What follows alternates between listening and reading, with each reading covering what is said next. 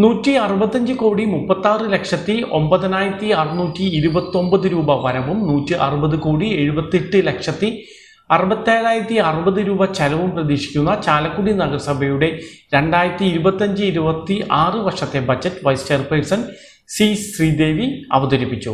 കൃഷിക്കും മാലിന്യ സംസ്കരണത്തിനും പ്രാധാന്യം നൽകുന്നതാണ് ബജറ്റ്. നഗരസഭാ ചെയർമാൻ ഷിബു വാലപ്പൻ അധ്യക്ഷനായി. ആവശ്യമായ പ്രവർത്തനങ്ങൾക്ക് ചെയ്തു വരുന്നുമുണ്ട്. 204 കിടക്കകളോട് കൂടിയ താലൂക്ക് ആശുപത്രിയിൽ ദിവസേന OPയിൽ മാത്രം 1000-ഓളം രോഗികളും IP വിഭാഗത്തിൽ പ്രതിദിനം 70-ഓളം രോഗികളും ചികിത്സ തേടുന്നുണ്ട്. നിലവിൽ 23 ഡോക്ടർമാരും 75-ഓളം പാരാമെഡിക്കൽ ജീവനക്കാരും 100-ഓളം താൽക്കാലിക ജീവനക്കാരും 15-ഓളം അഡ്മിനിസ്ട്രേഷൻ സ്റ്റാഫുകളുമാണ് സേവനം ചെയ്യുന്നത്.